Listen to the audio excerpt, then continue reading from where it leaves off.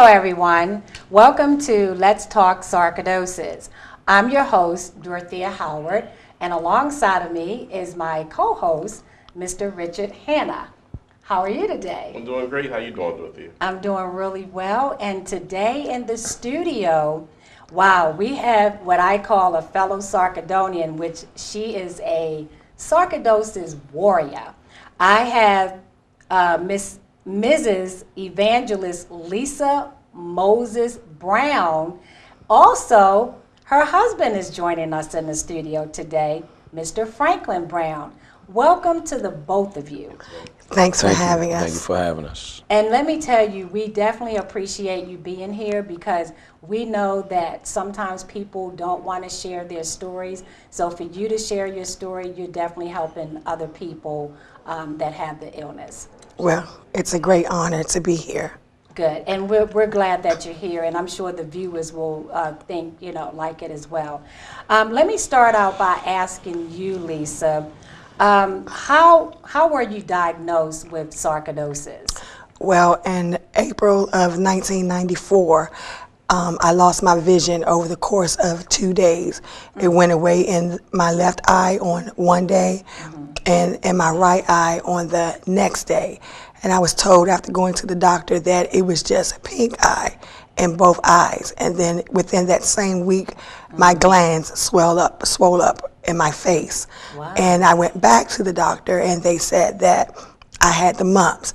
So naturally they gave me medicine for the pink eye. They said the mumps would go away itself. I knew then that something was wrong because you only have mumps once in your life, and I had it when I was a child. Right.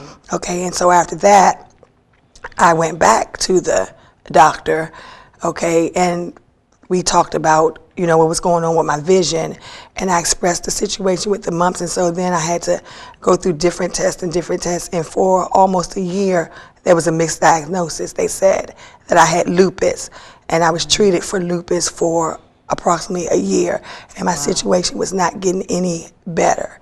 Then I went to a specialist, and the specialist did a biopsy of my right eye and of my lung, and that's when it was determined that I had sarcoidosis. Wow. And this is why we need more funding for research, because unfortunately it mimics so many other illnesses that it's always being, or not always, but for the most part, you're being misdiagnosed. And for all that time to go, being misdiagnosed when they can be treating the illness.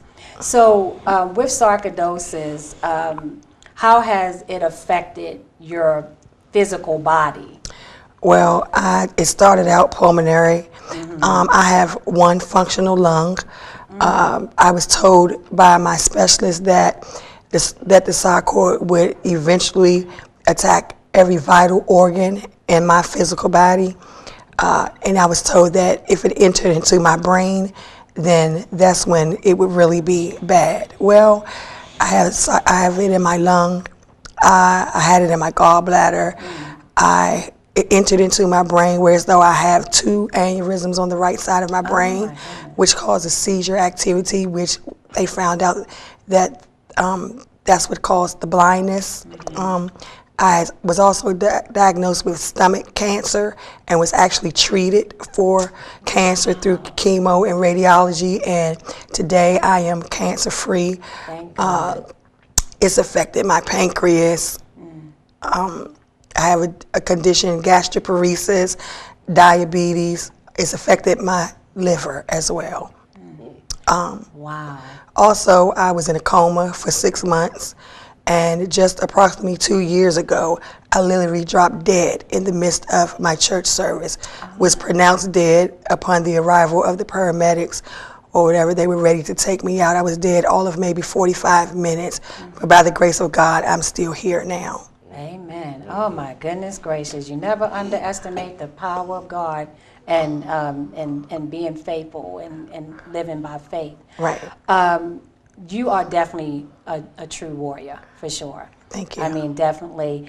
Now, as far as your family and friends, because I have known people with sarcoidosis that always complain about families and friends not really feeling, you know, the empathy with them about the illness. Right. So how has it affected your, you know, with your family and friends? Well, in the beginning, I was pretty much going through it all by myself, with the exception of my grandmother. I left my apartment, I moved in with my grandmother. I was going back and forth to the doctor on a daily basis, almost like a 9 to 5, in and out the hospital all the time.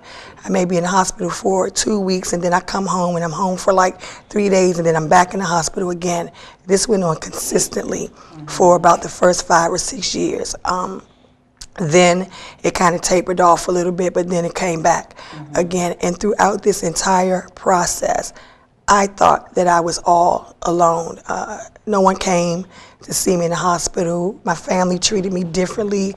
I lost people who I thought were my friends because I believe today that they just didn't know how to deal with the situation. So much came about at one time. And so it was my faith and my belief in God, which I didn't know at that time that that's what it was, but I was determined that I was not going to become a victim of this circumstance. I'm not conformed to this situation, and I've always been independent, and so I was determined to keep that independence.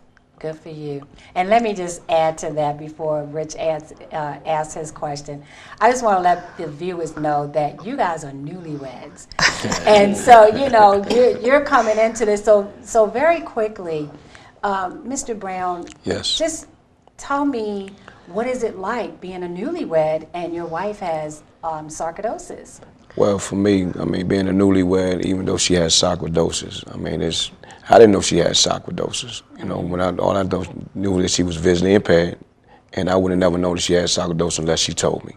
And it's just a beautiful thing for me. All I'm here to do is just support her and just do everything normal. That's the main thing. Be normal. I keep her laughing. We have a bunch of fun. We do all kinds of normal things. So, I mean, it's not really, the only thing that really gets to me sometimes is when she has a little absent seizure here and there. And the main thing that you can do is I just talk to her, make sure she knows exactly where she is, comfort her, and make sure I'm there for her until she comes out of it. And then we just do everything normal. Like she said, she's a very independent woman, and she does everything normal, so that's all I do. I just follow her lead. I mean, as a husband, you already know. What your wife says do, you do.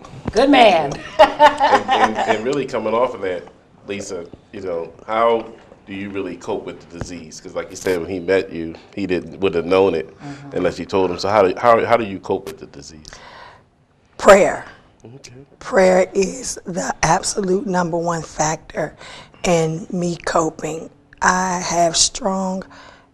must say that I have strong faith. I know that without God, I cannot do anything, but with Him, all things are possible. Exactly. And so when I have the rough days, when I have the struggles or whatever, there are times when I feel like I can't even get up out of the bed, and I just place it in God's hands, and He always brings me through, and that's basically how I cope. Okay. And, you know, what has this disease done to change your life, you know, naturally and spiritually? Well, in a natural sense, as I said, my vision went away all at once. I was 26 when my vision went away. That was kind of scary to me, to be able to see 26 years of your life, and then all of a sudden you have no vision at all. Okay, and so in a natural sense, I was a little afraid, but then in the spiritual sense, again, I knew that I was more than a conqueror in Christ Jesus, and so I just pressed. You know, your healing and your blessing is in the pressing. You know, we all have challenges that we have to go through in life. Everybody's challenge is not the same. It's how you choose to deal with and cope with your situation. It can only do to you what you allow it to do to you, and I'm just determined that I'm going to be an overcomer. All right. That's all right. And has the illness ever caused you to want to give up or feel depressed? Most definitely. Most definitely. In the beginning, in the beginning, and the biggest part for me again was the loss of my vision. I knew that I never wanted to be dependent on anyone else. And when it seemed like I was going to have to do that for a short time, I just didn't have the inspiration or the will to want to go on. Then other things started adding on, the loss of the lung, the other things going on with my physical body, you know, and the thing that continued to ring in my ears was when Dr. Richardson said, Lisa, if this disease enters into your brain, then it's going to really cause complications. I lapsed into the coma, and when I came out the coma, you know, I realized that I wanted to live. And so I had to do what it took for me to live in this situation. Right. You have to have a positive attitude. And, you know, it's really great that you have the support of your husband. I mean, you know, people have said to me that they may not have family support or spousal support, which is really critical when you're faced with something like this. So what resources are available for you, or were you able to find any type of resources for sarcoidosis of the eyes and any other organs that it affected? Not at first, because again, there were misdiagnoses, and then when it was brought to the conclusion that it was sarcoidosis, sarcoidosis was not a well-known illness at that time. I was told that they didn't know where it came from, but it was mostly found in black women, and that there was no cure for it. And so I didn't have resources. I had no resources. My resources came through me dealing with the blind part of it, going to the Lighthouse for the Blind and being educated as a blind person or whatever. And my doctor was very, very helpful. Any information that he came about. And then I did a lot of research myself, which was the most helpful because, again, it was not a well-known illness at that time. Doctors didn't know what to look for. It was always misdiagnosed, and so it was kind of rough. And my resources were my doctor and prayer. Well, that's the best resources to have. You know, two good ones. And, you know, Mr. Franklin, Yes. this is directed for you because we know we have men watching. So what can you actually say to significant others, spouses, who are actually indirectly affected by, you know, someone that you love and close to of having sarcoidosis? What kind of advice would you give them? Well, my advice would be, I mean, for me, is just to keep things as normal as possible. I mean, try to get as much knowledge as you can about that. It's about teamwork, because I don't know exactly what she's going through unless she tells me exactly what she's going through. So I have to be there and know what I know. But whatever she lets me know, the only time you feel a little helpless is when she's going through something and you've done everything that you could do, and there's nothing else you can do. You just have to depend on the Lord. Right. And hope that the Lord instills the doctors with what they need to do in order to help her. But it's a teamwork thing, so you got to sit there and you got to support her. You got to make sure you're there for her when she needs you, and you just work through it together. It's just about teamwork. Right, and that doesn't matter, like you said, whether you have an illness or not. Really, marriages or, you know, in different types of relationships, Exactly. it is about, you know, teamwork.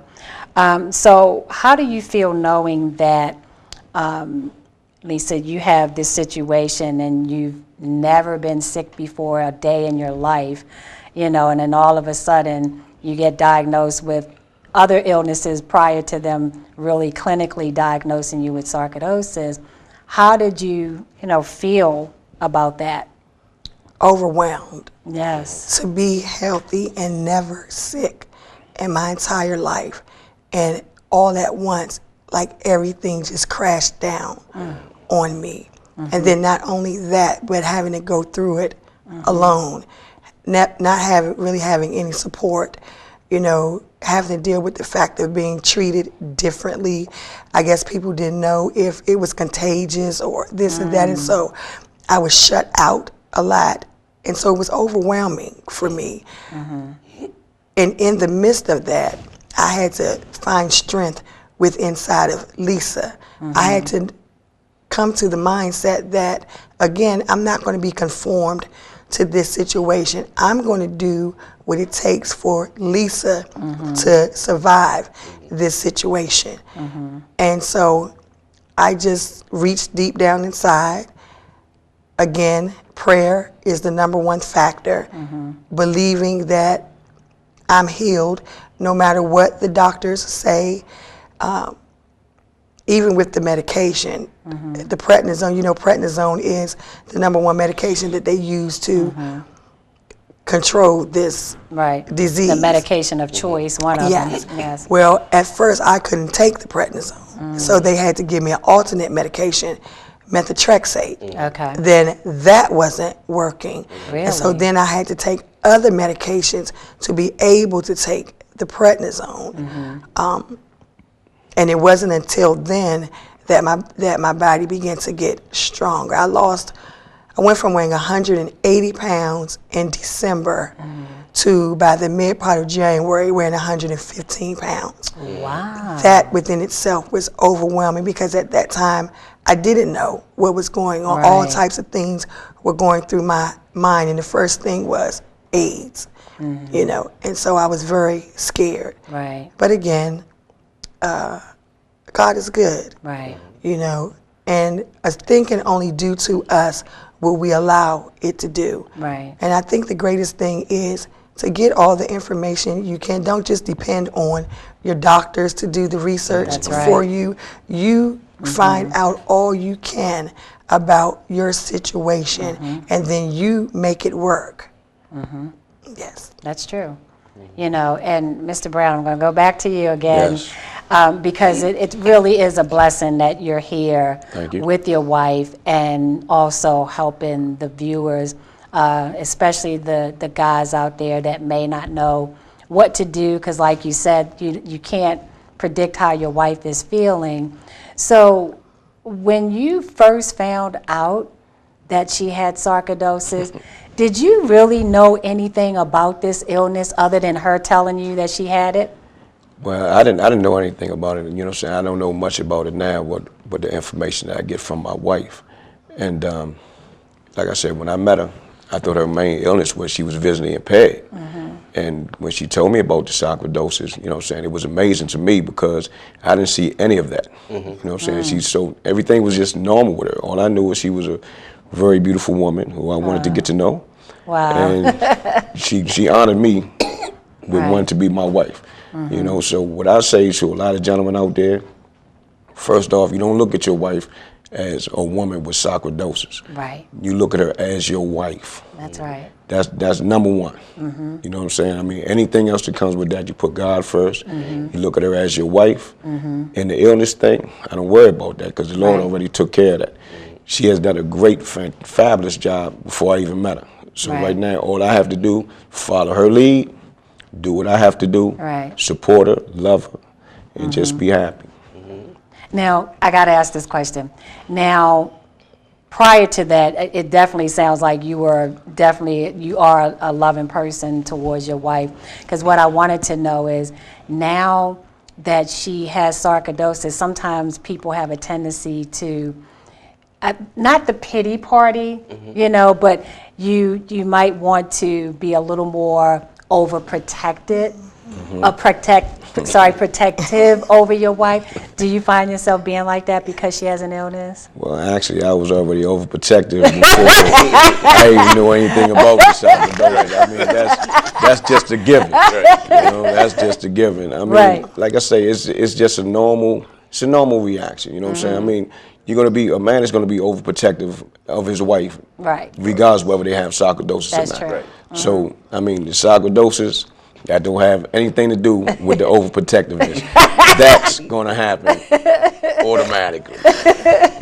And so, Lisa, it's got to do a lot for you as far as fighting the disease, knowing you have a man that's willing to fight with you. Yes. Have that support, the added support, because like you say, it was just your grandmother. And then to have someone come along, and once you tell them, they don't they don't shy away from it. You know, you know. So that says a lot about who you are. You know, beyond the fight of sarcoidosis, that you're bigger than that disease. Well, thank you. And if I can just say, in meeting my husband, okay, and again, he just thought that the visual impairment was the situation. And even in that, he never treated me differently. Nice. I've never noticed him feeling, you know, the pity thing. Right. I've never noticed him being like sorrowful, you know. He's support. He is my, next to God, he is my number one support factor. He's there 100%. He loves me, he nurtures me, he cares for me. We pray together, we worship together. I'm in ministry. My husband was not saved when I met him. Well, in this situation, he's now saved, okay? Right, so we're in ministry together, you know, we're moving forward together, and he is absolutely great. I wouldn't trade him for anything in this world. Well, that's definitely a great thing to say. And, you know, I'm glad that the one thing that you're here as a couple today, because we need to see more couples on the set.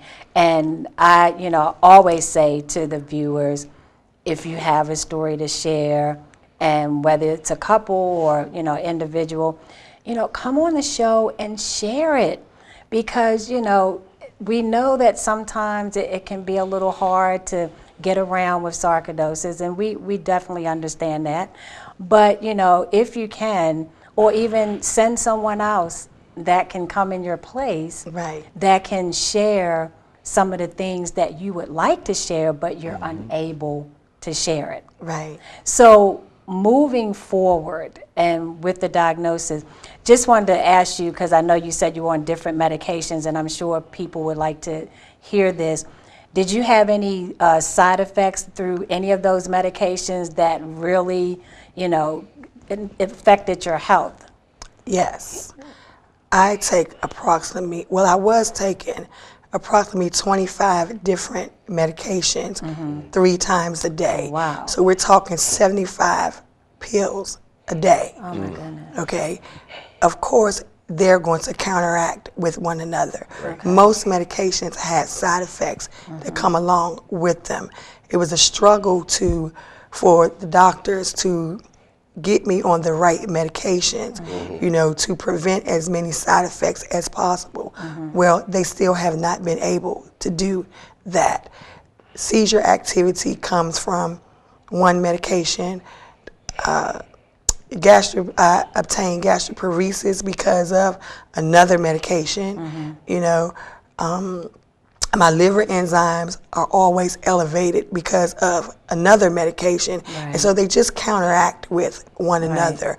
And in taking all this medicine, a lot of times I just feel like I don't want to do anything but sleep. Right. Okay, and so I have to be able to not let the medication control me. And I would say to anyone, not just in this situation, but anyone who takes a extreme amount of medication, there's always going to be a downfall in that. The medicine does not cure the illness. It's only created to control the symptoms. And if you're taking a lot of medications at one time, there's always going to be another issue. Yes. Wow. You know, we're at the end of the show. And before I actually end the show, is there anything, you know, that you want to add real quickly before we end the show to the viewers out there that's watching? Both of you, or, you know, either one of you? Well, I would say to the viewers, especially those who may be dealing and living with sarcoidosis, don't ever give up. Okay, you can only get out of it what you put into it. If you have the mindset that you want to give up, then naturally that's what's going to happen. But if you set your mind on positive things and know that even in the midst of what we're dealing with, okay, there is a brighter side to it. Okay, don't give up, stay prayerful, keep your head up, and just move forward. And God will work it all out. Absolutely. Franklin? Yes, and for me, to the husbands, I mean, try to have as much fun as possible. You know, I mean, that's my thing. I mean, besides supporting and doing the things necessary to keep her where she needs to be, you know, have a lot of fun, tell a lot of jokes. Laughter is good. I try to keep her laughing all the time. Right. So tell a lot of jokes, have fun, because when you're having fun and you're doing everything normal the way it's supposed to be done, and it takes their mind off of all of that. So, I mean, tell a lot of jokes. That's what I do. Right. Well, thank you. They are definitely words to live by. Again, we want to thank you guys for, you know, being a part of this journey with us and helping other people through their journey. Continued blessings to the both of you. And as I always say, we both have sarcoidosis, but sarcoidosis does not have us. Until next time, be blessed, think positive, and husbands, love your wives. Amen. Thanks for watching.